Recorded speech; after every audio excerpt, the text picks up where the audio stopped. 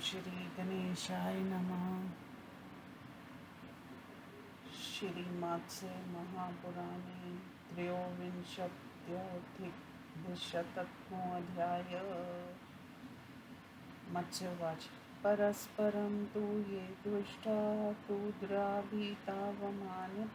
तेषां भद्रं प्रयुञ्ज्नि भेदसाध्या हि ते मता ये तु येनैव दोषेण परस्समानापि बिभ्यति ते तु तद्दोषपातेन भेदनीयादृशं तथा आत्मीयां दर्शयेदाशां परस्माद् दर्शयेद्भयम् एवं हि भेदयेद्भिन्नान् यथावत् पश्यमानयेत् सहता हि विना भेदं शक्रिणापि सुदुःसह भेदमेव प्रशस्यन्ति तस्मान्यविशारदा स्वमुखेनाशयेद्भेदं भेदं परमुखेन च परीक्षय साधु मन्येत भेदं परमुखाच्युतं सद्यः सर्वकार्यमुद्दिश्य कुशलैर्य हि भेदितास्ते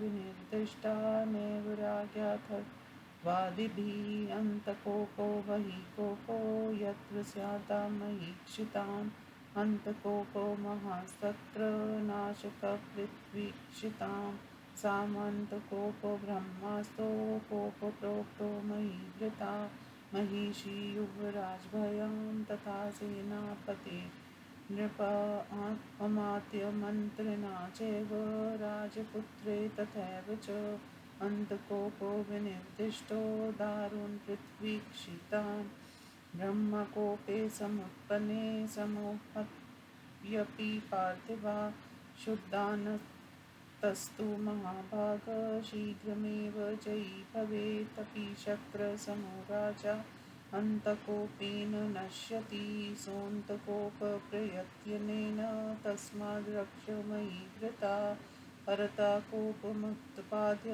भेदेन विजिगीषुना ज्ञातिना भेदनं कार्यं परेषां विजिगीषुना रक्षसेव प्रयत्नेन ज्ञातिभेदस्तथात्मना ज्ञातपरितप्यन्ते स्ततं परितापिता तथापि तेषां कर्तव्यं सुगम्भीरेण चेतसा ग्रहणं दानमान्याभ्यां भेदेस्तदस्तेभ्यो भयङ्कर न ज्ञातिमनुगृह्णन्ति न ज्ञान्ति वीक्षन्ति च ज्ञातिभिर्मेदनीयास्तु रिक्वस्तेन पार्थिवे विना हि शक्य रिपवा प्रभुता स्वल्पेन सैन्येन निहन्तुमाजो सुहंस्ताना हि तदस्तु भेदा कार्यो रिपुना नयशास्त्रविधि इति श्रीमत्स्य महापुराणे राजधर्मे भेद प्रशंसा नाम विंशतिशतमोऽध्याय। मत्स्य भगवान ने कहा, राजन, जो परस्पर वैर रखने वाले क्रोधी, भयभीत तथा अपमानित हैं उनके प्रति भेद नीति का प्रयोग करना चाहिए, क्योंकि वे भेद द्वारा साध्य माने गए हैं। जो लोग जिस दोष के कारण दूसरे से भयभीत नहीं होते उन्हें उसी दोष के द्वारा भेदन करना चाहिए। उनके प्रति अपनी ओर से आशा प्रकट करें और दूसरे से भय की आशंका दिखलाएं। इस प्रकार उन्हें फोड़ लें तथा फूट जाने पर उन्हें अपने वश में कर ले। संगठित लोग भेद नीति के बिना इंद्र द्वारा भी साध्य होते हैं, इसलिए नीति ये लोग भेद नीति की ही प्रशंसा करते हैं। इस नीति को अपने मुख से तथा दूसरे के मुख से भेद व्यक्ति से कहे या कहलाए, परंतु अपने विषय में दूसरे के मुख से सुनी हुई भेद नीति को परीक्षा करके ठीक मानना चाहिए। अपने कार्य के उद्देश्य से सुनी नीतिज्ञों द्वारा जो तुरंत भेदित किए जाते हैं वे ही सच्चे अर्थ में भेदित कहे जाते हैं। अर्थवादियाँ एवं राज द्वारा किए गए नहीं। जहाँ राजाओं के सम्मुख आंतरिक दुर्ग के अंतर्गत का कोप और बाहरी कोप दोनों उपस्थित हों, वहाँ आंतरिक कोप ही महान है, क्योंकि वह राजाओं के लिए विनाशकारी होता है। छोटे राजाओं का क्रोध राजा के लिए ब्रह्मा क्रोध कहा गया तथा रानी, युवराज, सेनापति, अमात्य, मंत्री और राजकुमार के द्वारा किया गया क्रोध आंतरिक कोप कहा गया।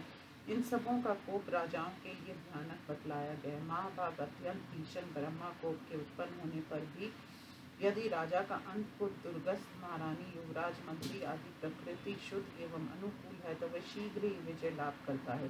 यदि राजा इंद्र के समान हो तो भी वह अंत दुर्गस्थ, रानी, युवराज, मंत्री आदि के कोप से नष्ट हो जाता है। इसलिए राजा को प्रयत्न पूर्वक उस आंतरिक कोप की रक्षा करनी चाहिए। शत्रुओं को जीतने की इच्छा वाले राजा को चाहिए कि दूसरे से भेद नीति द्वारा क्रोध पैदा कराकर उसकी जाति में भेद उत्पन्न कर दे और प्रयत्न पूर्वक अपने जाति भेद की रक्षा करे। यद्यपि संतप्त भाई बंधु राजा की उन्नति देखकर जलते रहते हैं, तथापि राजा को दान और सम्मान द्वारा उनको मिलाए रखना चाहिए, क्योंकि जातिगत भेद बड़ा भयंकर होता है।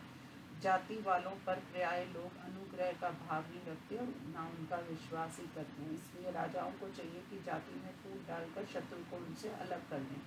इस भेद नीति द्वारा भिन्न किए गए शत्रुओं के विशाल समूह को भी संग्राम भूमि में थोड़ी सी सुसंगठित सेना से ही नष्ट किया जा सकता है। अतः नीति कुशल लोगों को सुसंगठित शत्रुओं के प्रति भी भेद नीति का ही प्रयोग करना चाहिए।